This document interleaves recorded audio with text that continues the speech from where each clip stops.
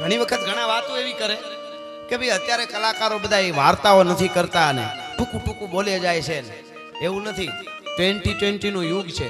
જાજુ બધું જાજા કલાકારોને તમારા સુધી ટૂંકમાં આપી દેવાનું. એટલે નહીતર અત્યારે કોઈને પ્રોગ્રામ કરવો હોય તો અમે એક વાત 3 કલાક કરીશું, એક વાર્તા. કોઈને અખતરો કરવો હોય તો અમે બધાય. એવું નથી કે નથી આવડતું, પણ સંક્ષિપ્તમાં હવે કહી દેવું પડે. એ પ્રમાણનો સમય હોય, સવારે પાછું કથા હોય, બીજું હોય, ત્રીજું, અમુક કલાકોમાં પ્રોગ્રામ પૂરો કરવાનો હોય. એટલે કે ટૂંકું ટૂંકું બોલે જાય છે. પણ તું અહીં આવીને બોલતો ખબર પડે જરા, કાનની બુટીઓ લાલ થઈ જાય. અને એમાંય હું અહીંથી એક ચોખવટ કરી દઉં. અમે ગુજરાતી સાહિત્યકારો, કલાકારો, ગાયક, ભજન, સંતવાણી બધાય ઓછામાં ઓછા પૈસા લેતા હોય તો અમે આ તમને કોઈ સારું લગાડો નથી કહેતો, ખાલી વધારે વધારે 5-7 લાખ, બરોબર. બોલીવુડમાં નાના કલાકારની શરૂઆત 25 લાખથી થાય. અને કોઈક દી બોલાવી જોઈએ ને. અને એ આવે ને પ્રોગ્રામમાં, કોઈ ટીકા નથી, સારું ગાતા હોય ને વંદન, પણ એ આવે ને અશોકસિંહજી, એની વ્યવસ્થા એવડું મોટું સ્ટેજ, બધું જળા મળા ફળા, અમારું બધાનું બજેટ થઈ જાય એટલું ખાલી લાઇટિંગમાં એને ખર્ચો હોય. અને પાછા આમ એક ટેબલ પીડ્યું ને એક આમ ને ત્યાં નેપટિંગ ને ઊંચી પાણીની બોટલું પીડ્યું હોય, એ હળિયું કાઢતો જાય ને ગાતો જાય. એક ગીત ગાય તો ફેરીએ વાહ વયો જાય, પછી એના કોરસ વાળા ગાતા હોય, એ વયો જાય વાહે, વળી પાછો મોડોખતો આવે. અને પાછું દીએ હું આપણને ખબર, માલ પીએંગે હમ તો માલ પીએંગે, મગરી કરપાટી મેં માલ પીએંગે. અરે તને કાળોતરો નાગ કરડે તને. આના હાટું બોલાવ્યા હતા. પણ આપણું સાહિત્ય શું છે? નંબર છે પૂજ્ય ગંગાગીરી બાપુ નીકળ્યા છે. અને એક અલ્ટો ગાડી, અને આડી કેવા નંબર કીધા? 4286 નંબરનો અલ્ટો છે. એટલે જરાક જેની હોય લઈ લેજો. મર્દ મરે ને તોય માર્ગ મૂકીને મરે. હા, મર્દ શીશ પર નવે, મર્દ બોલી પહેચાને, મર્દ ખિલાવે ખાજ, મર્દ ચિંતા નહીં માને, મર્દ લેંગર દે, મર્દ કો મર્દ બચાવે ઘરે. અને આ આગળની ધરતી એક છપાઈ કહું પછી હું આ વાત ઉપર જાઉં. તમે જો સુરવીરોએ કેવા બલિદાન દીધા અને એના કવિ તો કેવા. હું એ વાત એ તમને કરતો હતો કે અમે આખી રાત રાયડું નાખી બોલી. અને એટલે એનો કરે કઈ નવાઈ નથી કરતા. હું તો ઓલો દાખલો અને કમ્પેરિઝન ની ખાલી વાત કરું છું. પણ એક છપાઈ છે, યુદ્ધના મેદાનમાં સુરવીર ઉતરે. ઈ કેવી રીતે લડે કે હાઈ કટાંત ભાઈ ભોમ ભોમ, હાઈ પેન પલેન્ટો, પાઈ કટાંત કર લર્યો, કર હું સબ સેન સમંટો, કર કટાંત સિર લર્યો, સિર તન હુઈ તૂટતો, સિર તૂટાંત ધર લર્યો. આને ખાલી કોક દી અર્થો સાથે સમજો ખબર પડે શું તાકા. અશોકસિંહજી યુદ્ધના મેદાનમાં ઉતરે રાજપૂત કે કોઈ પણ સુરવીર હોય, હાઈ કટાંત ઘોડા ઉપર સવાર થઈને યુદ્ધમાં જવા નીકળ્યો. પાગા નાખતા રકાબ કવિ, ધાગા ધાગા ભારી ફાગા, આગા જાવે નહીં ભાગા, ભૃગા નાખી ગાજ ગને, તોપકા ઘેણા કે તરી ભાગા, હાથ જાય બીજા રકા રવે નજા હરા હબે રાજ ગને, રૂમા ધુમા ધુમા ધુમા ધમા ધમા ધમા.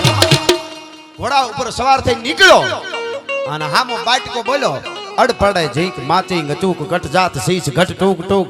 અને હાઈ કટાંત ઘોડો કપાઈ ગયો યુદ્ધના મેદાનમાં. જોજો, હાઈ કટાંત ભાઈ ભોમ કૂદકો મારી છલાંગ મારી ધરતી ઉપર આવ્યો. હાઈ કટાંત ભાઈ ભોમ ભોમ હું પેન પલેન્ટો, ધરતી માથે આવ્યો તો પગ કપાઈ ગયો, એક પગે કૂદકા મારીને લડતો હતો.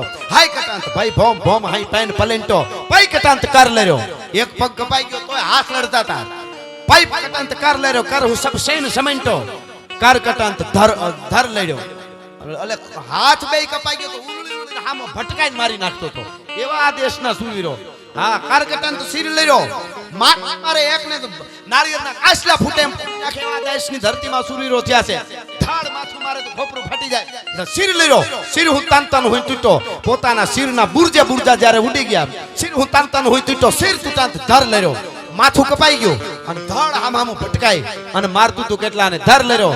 ધર હું સન્મુખ હોય ફટ્યો, વિસ્ફોટ થાય ને જેમ આમ બોમ્બ ગાળો ફૂટે ને બોરજા ઉડે ને એમ જ્યારે આખું શરીર વિખરાઈ ગયું ને જ્યારે ધર તૂટાંત સિર તૂટાંત ધર લર્યો, ધર હું સન્મુખ હોય ફટ્યો, ધર ફટંત ફટંત કવિ ચંદ કે પછી રોમ રોમ લગે લરન. રૂવાડે રૂવાડું લડવા બીડો. હવે રૂવાડા લડે નહીં, પણ એક એવો સુરવીર નજરની સામે આવી રીતે વિસ્ફોટ થઈને લડે ને, એટલે જેને કોઈ દિવસ હાથમાં હથિયાર ધારણ ન કર્યું હોય એવા હાથમાં તરવાર લઈ રહ્યા. એટલે સિર તૂટાંત ધર લર્યો, ધર હું સન્મુખ હોય ફટ્યો, ધર ફટાંત કવિ ચંદ કે પછી રોમ રોમ લગે લરન.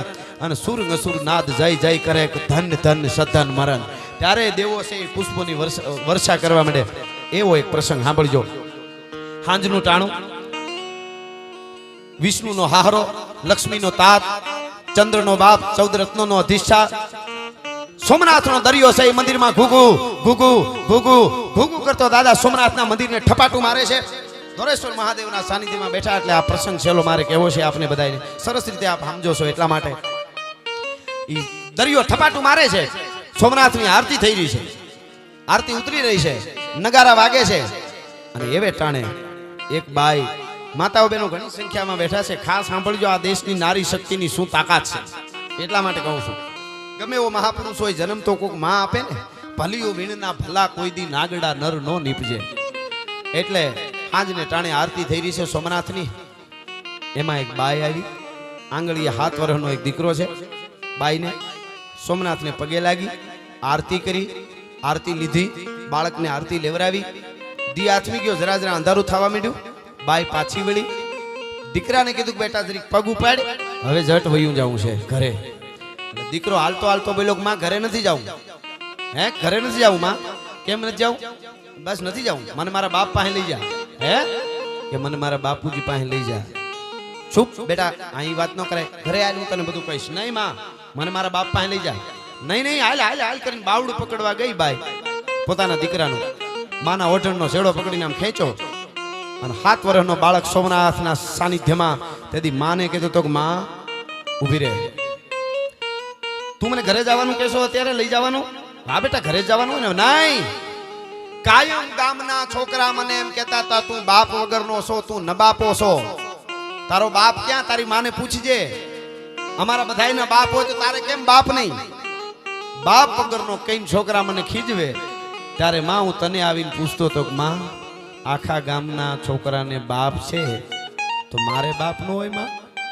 અને ઈ વખતે તું મને એમ કહેતી માં કે તારે બાપ છે બેટા, જેથી સોમનાથ મંદિરે લઈ જાય ને તને તેથી તારા બાપ પાસે લઈ જાય. તારો બાપ સોમનાથમાં બેઠો છે. તો માં આજે સોમનાથ આવ્યા અને તું હવે મને કે પાછું ઘરે જવું છે? તો બસ બેટા ચૂપ, વાત કરી માં. નહીં માં, તારો દીકરો છું, કાં તો આ જવાબ આપી દે કે તારાથી કાંઈ ભૂલ થઈ છે અને મારા બાપનું નામ નથી દેવાય એમ, નકર મારા બાપ પાસે લઈ જા. તારો દીકરો ભલે મારી ઉંમર નાની છે, 7 વર્ષનો છું, પણ આવીશ નહીં. આજ મારે ખુલાસો જોઈ કે મારો બાપ કોણ છે. અને તેથી 7 વર્ષના બાળકને માં કહે છે કે બેટા જોરિયો મંદિરમાં બેઠો, બેટા ઈ તારો બાપ નહીં, ઈ આખી દુનિયાનો બાપ છે સોમનાથ. હું મારા બાપની વાત કરું છું. એમ કે હા તો સાંભળી લે બેટા, આખી દુનિયાના બાપને સોમનાથને જરૂર પડી હતી ને. સાંભળી લે, હાલ હું તને આખી વાત કરું. એમ કરીને આમ બાવડું ચાલ્યું 7 વર્ષના દીકરાનું અને માએ આમ ઉપડતે પગે મંડી હાલવા. સોમનાથ મંદિરના પટાંગણમાં એક પાળિયો, પાળિયાની સામે આવી અને પલોઠી વાળી બાઈ બેહી ગઈ. 2 આહુડા પાડ્યા, એક દીવો કર્યો અને છોકરાને પાસે બેહારીને કીધું હવે સાંભળી લે, તારા બાપની ઓળખાણ જોઈ છે ને તારે તારો બાપ કોણ છે? કરી દો વાંધો ને બાપુ, પછી પાછા આવજો. વાહ ખમા, તારા બાપની ઓળખાણ જોઈ છે ને? પાળિયાને દીવો કરી અને સાંભળજો.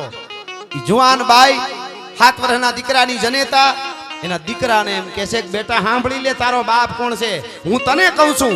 અને તને જેટલા ગામના છોકરા કાયમને ખીજવે છે ને એને કહી દેજે કે તારો બાપ કોણ છે, હું તને કહું છું, સાંભળી લે. એમ કરી વાર્તા માંડી બાઈએ. સાંભળજો આ વાત. ઈ બાઈએ એના દીકરાને કીધું કે બેટા જાજા વર્ષની વાત નથી, આજથી 8 વર્ષ પહેલાની વાત છે. એક તરવરિયો યુવાન, નાનકડું નગર, ઘોડા ખેલવે, તોફાની ફરકાંત ભુજ થરકાંત અંગ ઉર રોમ રોમ ઉલટે ઉમંગ, એવો જેને કહેવાય એક જુવાન ફટલ પિયાલાનો ઘોડા ઉપર સવાર થઈને નીકળે એટલે હારા હારાની જેને કહેવાય પાઘડીયું પડવા માંડે, એવો એક મર્દ માણસ, એક જુવાન 22 વર્ષની ઉંમર, અને ઘોડા ખેલવે, શિકાર કરવા જાય, ગેડી દડે રમવા જાય. જોજો બાઈ પાળિયા પાસે બેહીને એના દીકરાને કહે છે, સાંભળજો. અને કીધું એક દિવસ ગેડી દડે રમીને જુવાન ઘરે આવ્યો પોતાના મોટા ભાઈના ઘરેથી. એટલે એના ભાભી એને આવીને એટલું કીધું, ભાભીમાં મને ખાવાનું દયો ને જટ. ભાભીમાં જે કઈ કામ કરતા હતા કામકાજ એમાંથી કીધું દેવરજી બેહો, આપું છું નહીં, મને જટ આપો, મને ભૂખ લાગી છે. ઉતાવળ મીડો કરવા. ભાભી દેતા હતા એટલી વારમાં તો કેટલું બોલી ગયો. તમને ખબર ન પડે? હું આવું તમારી થાળી પડી જાવી જોઈએ, જરાય મોડું ન પહોંચાય. ભાભીમાં ખબર છે ને, બોલવા મીડો. બહુ જ્યારે બોલ્યો ને ત્યારે રાજપૂતાણી બોલી, સાંભળજો. એને શું કીધું ખબર? ઓ હો, આજ તો મારા દેવરને એટલી બધી ઉતાવળ છે કે સીધો ભોજન કરીને સોમનાથની સખાઈતે જવાનું હોય એવું લાગે છે. હે કે આજ તો મારો દેવર સોમનાથથી શકાય તે નીકળી જાય એવું લાગે ભોજન કરીને. સાંભળજો, 22 વર્ષનો યુવાન કહે છે ભાભીમાં સોમનાથની શકાય તે કેમ જવું પડે? તમને ખબર નથી દેવરજી? ના, મને કાંઈ ખબર નથી. તમને ક્યાં ખબર હોય? ઘોડા દોડવા, શિકાર કરવા, ગડી દડે રમવું, તોફાન કરવા અને ભાભી હારે બાંધવું, રોટલા બગાડવા. હવે ઘોડા દોડવા, ગેડી દડે રમવું, ભાભી હારે બાંધવું, એમાં એને વાંધો નતો, પણ રોટલા બગાડવા કીધું ને રૂવાડા ઓળા થયા ભાઈઓ. અને એને એમ કીધું, ભાભીમાં હું તમારી હારે બાંધું છું ને વાદ કરું છું ને, મારી માં મરી ગઈ છે. તમે પરણીને આવ્યા ને મોટા ભાઈના ઘરેથી, તે દુણી તમારામાં હું મારી માને જોઉં છું. દીકરા તરીકે મારો હક છે ને, દેવર કયો કે દીકરો કયો, મારો હક છે ને, એટલે તમારી હારે ઝઘડા કરવાનું તોફાન કરું છું. બાકી તમે એમ કહેતા હો કે રોટલા બગાડું છું તો સાંભળો ભાભીમાં, હવે મને કયો સોમનાથની શકાય તે શું કામે જવું પડે? અને ભાભીએ કીધું તો દેવરજી માફ કરજો, પણ આફ્રિકાના જંગલમાંથી નીકળેલો ડેકારી નામનો અજગર શિકારને ભરડામાં લઈએ એમ સનાતનને ભરડામાં લેતા લેતા યવનોના ટોળા ઉતર્યા છે. આ મહિના તિથિએ જફરખાના સેન સોમનાથના પટાંગણમાં આવી જાય અને દાદા સોમનાથના મંદિરને હતું નતું કરી નાખશે. એટલે મને એમ થયું કે મારો દેર કદાચ ત્યાં જવાનો હોય. ઓહો એવું છે? હા, આમ ઊભો થઈ ગયો, કોળિયો મૂકી દીધો. ભાભી માને પગે લાગીને કીધું કે માં જાઉં છું. હા દેવરજી, એટલી બધી ઉતાવળ હોય? આ કાંઈ ખીચડી ખાવાની નથી હો, હે કે શિકારે નથી કરવાનો. દેવરજી હચરારીઓ ખાઈ લ્યો, તમારી ઉંમર હજી નાની છે, તમને ખબર ન પડે. દેવરજી, તમે જંગલમાં તમારા ઘોડા ઉપર સવાર થઈને જાઓ, તમારા હાથમાં ભાલું હોય અને સુવર ભાગે અને ભાગતા સુવરને બાગડતા બાગડતા બાગડતા ફારાક કરતા ભાલાનો ઘા કરી અને એને પૂરો કરી દો. મંડે થાવા કુંવરને. એવું નહીં હોય કે સોમનાથના પટાંગણમાં તમારો ઘોડો જાહે ને કેહરિયો, ત્યારે આમ તમે નજર કરશો ને દેવરજી, ચારે બાજુ મોત મોત મોત મોત. અડધો અડધો બકરો ટાણે ખાવા વાળા, બંપલા ભરીને દારૂ પીવા વાળા, કાળા કપડામાં અરબસ્તાની ઘોડાની માથે સુરવીરો એવા હોય છે જેને ભાળતા ધરતી ડાકલાના પડની જેમ થડક ઉથડક થવા માંડે. એની વચ્ચે તારા કેહરિયાને નાખવાનો છે. અને તેદી કીધું જુવાને ભાભીમાં તો હવે સાંભળી લ્યો, દુશ્મન ગમે એવા પ્રસંગ હોય, એના ટોળા ગમે એટલા હોય, દાદા સોમનાથની સાક્ષીએ સોમનાથના પટાંગણમાં ઈ દુશ્મનના દાંત ખાટા નો કરી નાખું તો હમીરજી ગોહિલ નહીં. આ મારી પ્રતિજ્ઞા છે ભાભીમાં. હા લીધી પ્રતિજ્ઞા ભાઈ. વર્ષો પછી આજ વાતો કરી તો આપણા જેટલી વાર વાત કરી રૂવાડા બેઠા થાય. આ સનાતનની તાકાત છે. દુનિયા મથી મથીને મરી જાય ને તો સનાતનને ઉકેલી નો કે ભલા માણસ એટલે સેટા ભાગે છે ઘણા. એને ખબર જ નથી કે આમાં કેમ જીવાય. એ પ્રતિજ્ઞા લીધી. મારે ટૂંકમાં વાત કેવી છે આપને બધા જ કલાકારો, મને શ્રવણસિંહ સોઢા તરવરિયો યુવાન બનાસકાંઠાનું ઉજળું નામ છે અને આગળ ભવિષ્યમાં ખૂબ એને નામ થવાનું છે. એનો પણ આપણે લાભ લેવો છે. પણ મને આ પ્રસંગ ગમે છે અને ધોરેશ્વરના સાનિધ્યમાં અને ધીંગી વાગડની ધરતીમાં, સુરો અને સતીઓની ધરતીમાં આવ્યો હું ને તો મને એમ થાય કે થોડીક વાર હમીરજીની યાત્રા તમને કરાવું, એટલા માટે આ વાત કરું છું. ટૂંકમાં વાત કરી દો. 200 રાજપૂતોને ભેળા લઈ અને તેથી હર્ષિલાથી નીકળ્યો તો હમીરજી ગોહિલ. 200 રાજપૂતો કુંવારા હતા. 201મો હમીરજી ગોહિલ. ઘોડા તૈયાર થયા અને નીકળી ગયા મોતને માંડવે. કલ્પના કરજો, તેથી કરોડો ભારતમાં યુવાનો હશે, પણ આ 200 યુવાનોને એમ થયું સનાતન માટે જવું છે. એને ખબર હતી કે કાયા કઈ પડી જાય એનું કાંઈ નક્કી નથી. એટલે ટૂંકમાં વાત કરું, નીકળ્યા.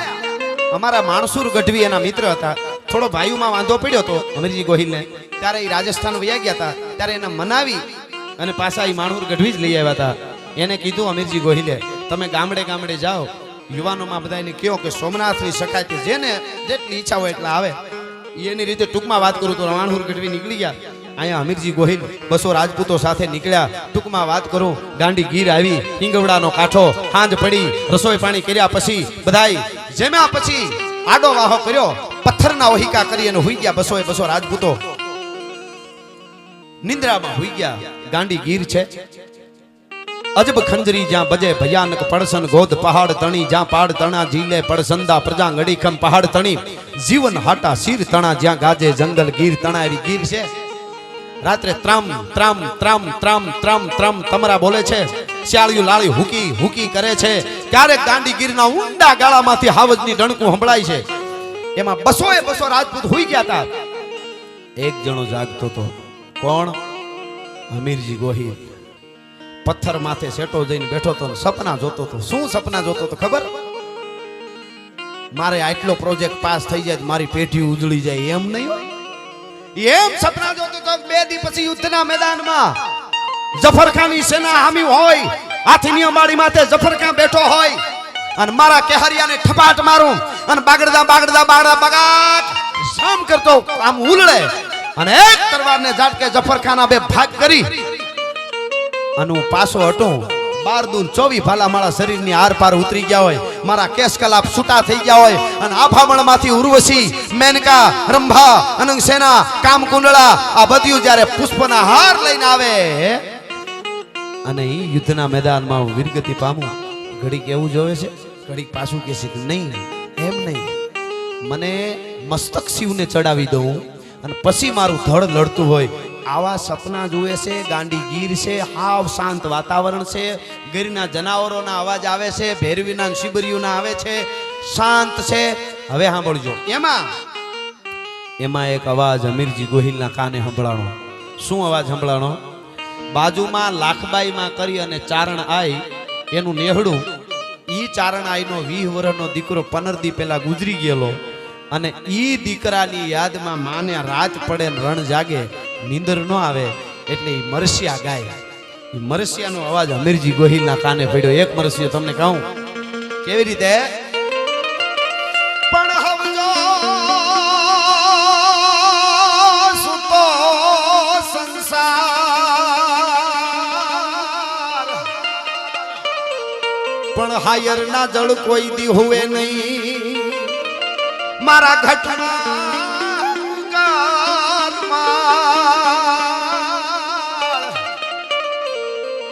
આ તો નાખીને હાલો ના ગાજણો હવ હોતા હાર, પણ હાયર ના જળ કોઈ દી હુએ નહીં મારા ઘટમાં ઘુગર માળ નાખીને હાલો નાગાજણો. નાગાજણ નામનો દીકરો ગુજરી ગયેલો. એ આઈમાં મરસિયા ગાતા હતા. હમીરજી ગોહિલના કાને પડ્યા ને ઊભો થઈ ગયો. હા હા હા, આવા મરસિયા જંગલમાં કોણ ગાય? હવાર થવા દે.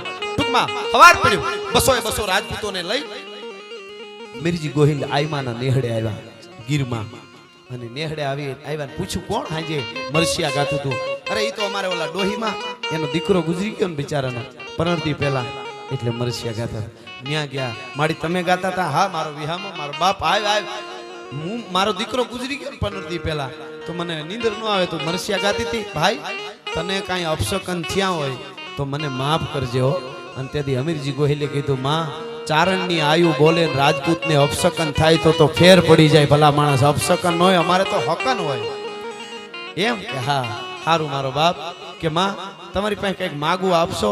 કે ચારણ આયુ કોઈ દી કોઈને નિરાશ ન વાળે, જે જોઈ આપવા વાળ્યું હોય. બેટા શું જોઈ માગલી? કે માં બીજું કાંઈ નહીં, તમે હાંજે મરસિયા ગાતા હતા તમારા દીકરાના? કે હા. કે માં એવા મરસિયા મારા ગાયશો? હે કે મારા મરસિયા ગાયશો એવા? અરે બેટા તને કઈ ખબર પડે છે કે નહીં? મારે જીભમાં જીવડા પડે. અરે તું આવું બોલે, તને તારા માએ કઈ શીખાડ્યું નથી બેટા? મરસિયા તો મરી ગયા હોય એના ગવાય. તું જીવતો જાગતો હાવજ જેવો મારો દીકરો મારા વિહામાં તને કરોડ દિવાળ્યું. તું એમ કાં વાત કરી કે મરસિયા મારા ગાવ? તને ખબર પડે મરસિયા કોને કહેવાય? મરી ગયેલા ના ગાવાના હોય. અને તેથી કીધું, માં આ તમારી સામે ખોખું ઊભું ઈ મરી ગયેલું છે. હે કે મરી ગયેલું છે? કેમ કે 2 દી પછી આ મસ્તક દાદા સોમનાથને ચડાવી દેવાનો છે, એટલા માટે મારા મરસિયા તમારે ગાવાના છે. હા હા. અને સાંભળજો મિત્રો, શું આપણી ધરોહર છે. ઘડીક પેલા એક ચારણની ડોહી દીકરાના દુઃખમાં રોવા વાળી જોગમાયા બની ગઈ. ભાઈ જોજો, હવે એને શું કામ ઉપાડી લીધું, પોતાનું ભૂલી ગઈ દુઃખ અને ઉપાડી લીધું. બેટા સોમનાથની સકાતે જાશો? કે હા. તો સાંભળી લે, ત્યાં ઘરે કોઈ રોકવા વાળું નહોતું તને? હે કોઈ રોકવા વાળું નહોતું? કે માં ના હજી કોઈ છે નહીં. એટલે એમ પૂછ્યું કે લગ્ન થઈ ગયા કે નહીં? એમ એટલે કીધું, માં હજી કોઈ છે નહીં. કે તો કુંવારા છો એમ ને? હા. કુંવારા કમળ પૂજા ન ચડાવાય બેટા. હે કે કુંવારા કમળ પૂજા ન ચડાવાય. અને ઈ વખતે હમીરજી બોલ્યો, સાંભળજો માં, આ મડા હારે કોણ ફેરા ફરે? 2 દી પછી જેનું માથું કપાઈ જવાનું હોય ઈ મરદા હારે માં ફેરા કોણ ફરે? હવે સાંભળજો, લાખબાઈ માએ કીધું, અમીરજી બેટા, મડા હારે ફેરા ફરવા વાળી દીકરીઓ આ દેશમાં હજી જીવે છે, ઈ ચિંતા તારે ન કરવાની હોય. હા હા હા. ટૂંકમાં લાખબાઈ માએ કીધું, અહીંયા ને અહીંયા રેજો, 200 રાજપૂતો, હું હમણાં આવું છું, હું બોલાવું છું હમણાં, અને મારો માણસ બોલાવા આવે તરત આવી જજો, આજ જ લગ્ન કરવાના છે તમારા. અને બાજુમાં વેગડો ભીલ, એ વખતે ગીરમાં એનું રાજ વેગડા ભીલનું, વેગડા ભીલને ત્યાં લાખબાઈમાં આવે છે. 201 રાજપૂતો લાખબાઈમાંના નેહડે બેઠા છે. બાજુમાં એ વેગડો ભીલનું બહુ સામ્રાજ્ય મોટું. ત્યાં જઈ અને માએ કીધું, લાખબાઈમાં આવ્યા એટલે વેગડો ભીલ રાજી થઈ ગયો. ભાઈમાં મારું આંગણું પાવન કર્યું કે બેટા આજ કંઈક માગવા આવીશું. હે માગવા આવીશું? માં માથું માગ્યું, માથું નો આપી દઉં. વેગડો ભીલ નહીં, મારી માએ આ પગલા કર્યા. અને એ વખતે લાખબાઈ મેં કીધું, સાંભળજો માતાઓ બહેનો ખાસ સાંભળે. એ વખતે લાખબાઈ મેં કીધું કે બેટા માથું આપી દે મારા હાટું. એમ તો કે હા, માથું આપવું હેલું છે બેટા, કાળજું માગવા આવીશું. હે કાળજું માગવા આવીશું કે માં કંઈક સમજાય એવું કયો તો મજા આવે. વેગડા ભીલ ને કીધું, વેગડા ભીલ, તારી દીકરી રાજલ છે ને? કે હા, એનું માગું લઈને આવીશું. અરે માં, એ તો બહુ સારી વાત. કોની આરે? અમીરજી ગોહિલ આરે. હે અમીરજી ગોહિલ? એ તો સોમનાથ થી સખાય તે નીકળ્યા છે, કાંઈક વાવડ સંભળાય ઈ કે હા એની આરે. બીજી વાત, આજ જ લગન, આજનો ઘર સંસાર એકની રાત, આજની એક જ રાત, અને કાલે સવારે સોમનાથ માટે અમીરજી ગોહિલ નીકળી જાય. તારી દીકરીનો એક જ રાતનો ગરવા છે, અને એમાં તારે અમીરજી આરે તારી દીકરી પરણાવવાની છે. હવે આટલી વાત કરી એટલે તરત જ વેગડો ભીલે એટલું કીધું, માં મારી દીકરી મને બહુ વાલી છે, મારી દીકરીને ખાલી પૂછી લઉં. એમ પૂછું તો વાંધો નહીં ને. હવે સાંભળજો, રાજલ છે ઈ ગાંધીગીરના હાગડાના લાકડાની ભીતુમાં ગાયરું કરી દીધી. વેગડા ભીલ પોતાના બાપે વાહે આવીને અવાજ કર્યો, બેટા રાજલ. કે હા બાપુ, ગાયર કરવાનું ચાલુ છો? આમ કે હા બાપુ. કે બેટા સાંભળ તો ખરી. કે સાંભળું છું બાપુ, ગાયર કરવાનું ચાલુ. પાછળથી અવાજ કરે છે પોતાનો બાપ. કે સાંભળું છું બાપુ. કે બેટા તારા લગ્ન કરવા છે? હે તરત નીચે જોઈ ગઈ, ગાયર કરવાનું ચાલુ. કે બાપુ મને કામ પૂછો, મને હું કામ હારમાં આવો છો? તમે મારા બાપ છો? એમ નહીં બેટા, સાંભળ, આજ જ કરવાના છે. કે બાપુ તમે કયો એમ જ હોય, પણ બેટા સાંભળ તો ખરી, અમીરજી ગોહિલ આરે તારા લગ્ન કરવા. કે બાપુ મને હરમાવો માં, મારો બાપ કરે એ બરાબર હોય, પણ બેટા સાંભળ તો ખરી, અમીરજી ગોહિલ સોમનાથની સખાતે જવા નીકળ્યા છે. આજની રાત અહીંયા રોકા હે. આજે તમારા લગ્ન, એક જ રાત્રિનો ગરવા, તમારો આખો સંસાર, અને આવતીકાલે સોમનાથ માટે ઈ મરવા નીકળી જશે. સોમનાથને મસ્તક ચડાવી દેશે. એટલે તને વાંધો નથી ને? તને વાંધો નથી ને કીધું ને? ત્યારે રાજલ ગાર્યું કરતી કરતી લટુ હતી, આમ કરી ગારા હોતા હાથે, અને પાછી વળીને એટલું બોલી હતી કે બાપુ એક રાતનો ગરવાસ અમારો સંસાર? તો કે હા. તો સાંભળી લ્યો, સૈયર પેરું ચૂડલો ઝીંજી અખિયા લાલ, ઘડી ભર રહું સુહાગણી તોય મારું આખું આખું ન્યાલ. મારું આખું ન્યાલ થઈ જાય બાપુ, એમાં પૂછવાનું ન હોય. અને એ વખતે કહેવાય છે કે રાજબાઈ માએ તરત અમીરજી ગોહિલ અને 200 રાજપૂતોને બોલાવ્યા. 201 માંડવો નખાણો. ઇતિહાસ એમ કહે છે, રાજલ છે એ જેઠવા રાજપૂતોની દીકરી હતી. અને વેગડા ભીલને ત્યાં એવી રીતે આવી રાજલ કે રાજપૂતો તુલસી શ્યામની યાત્રાએ ગયેલા, જેઠવા રાજપૂતો, અને ભીલોને રાજપૂતોને યુદ્ધ થયું. એમાં રાજપૂતો થોડા કપાઈ ગયા, રાજપૂતાણીઓ સતી થઈ ગયા. છેલ્લે બચીતી 5 વર્ષની દીકરી રાજલનું બાવડું ચાલીને વેગડા ભીલના હાથમાં દીધું તું. તેથી જેઠવા રાજપૂતે કીધું તું, આજથી આ તમારી દીકરી હારું ઠેકાણું જોઈ અને પરણાવી દેજો. મિત્રો, દુશ્મનના હાથમાં દીકરીઓના બાવડા દેતા હતા, તેથી ખબર હતી કે આજથી ઈ એનો બાપ છે. ઈ રાજલ 18 વર્ષની થઈ હતી, પણ ઈ અમીરજી ગોહિલના ટૂંકમાં વાત કરું તો રાજલ આરે લગ્ન થયા. બીજા કેસે ઇતિહાસકારો કે 200 રાજપૂતો હતા, એને ભીલ કન્યાઓ પરણી. ગીરમાં 201 માંડવા નખાણા, મંગળ વર્તાણા, અને લગ્ન પૂરા થયા. કરિયાવરને દેવાનો સમય આવ્યો. એ વખતે 1100 ભીલ આમ તરવારો રાખી અને ઉભા રહેલા. અને 1100 ભીલે એટલું કીધેલું, 1100 ભીલ તરવારો ઉપર રાખીને ઉભા રહ્યા હતા, અને એટલું બોલ્યા હતા કે અમે આ દીકરીઓને કરિયાવરમાં 1100 માથા આપી છે. ભલા માણસ, રાજપૂતોની પહેલા અમે કપાઈ જાશું. અને તેથી મિત્રો 15 વર્ષની દીકરીઓ, ભીલની દીકરીઓ, 20 વર્ષની, 18 વર્ષની દીકરીઓ અને રાજલ એને પૂછવામાં આવેલું કે આ બધાય કાલે મરી જાય, તમારો એક જ રાતનો સંસાર અને તમે એની હારે લગ્ન કરો છો. તેથી બધી કન્યાઓ એટલું બોલી હતી ગાંડીગીરમાં કે આ કરોડો માણસો હિન્દુ સનાતનીઓ છે ભારતમાં, એ કરોડો માંથી આ 200 જો નીકળ્યા હોય સોમનાથ માટે તો કદાચ એક રાતના સંસારમાં એનો વંશ રહી જાય તો અમારે જન્મો જન્મનો ભવ ઉજળી ગયો એવું થાય, ઉજળો થઈ ગયો એવું થાય. આ દેહ ક્યારે પડી જાય એનો કાંઈ મોહ નથી. ઈ મંગળ વર્તાણા એક રાતનો સંસાર.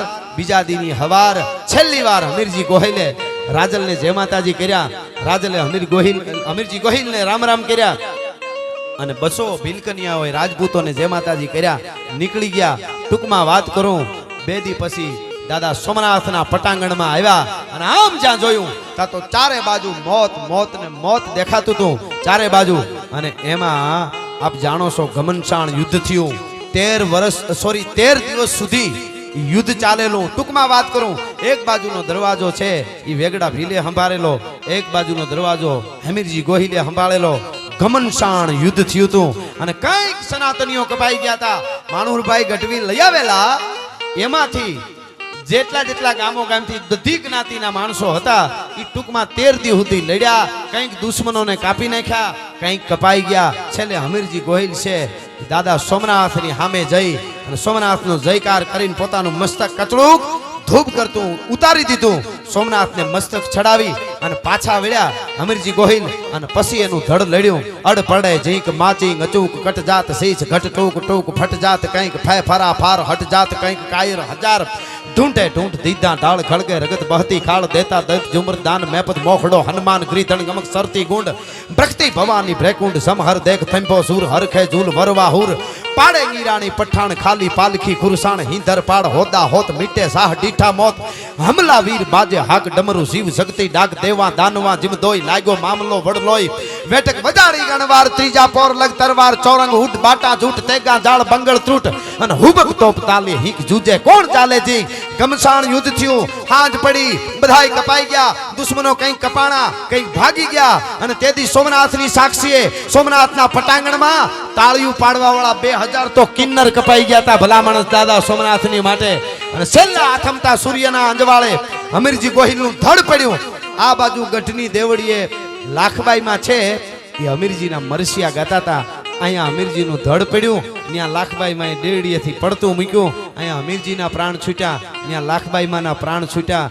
વાત તમને ઈ કહું છું, જે બાઈ પાળિયાની પાસે બેહી અને દીકરાને વાર્તા કરતી હતી ને ઈ બાઈ એમ કહે છે કે બેટા ઈ એક રાતનો સંસાર ભોગવવા વાળો અને સાંભળી લે, તું કહેશો ને કે મંદિરમાં બેઠો ઈ દુનિયાનો બાપ સોમનાથ છે, તો દુનિયાના બાપ સોમનાથને જરૂર પડી હતી ને તેથી માથું દીધું. આ હમીરજી ગોહિલ તારો બાપ છે, દુનિયાને કહી દેજે ભલા માણસ.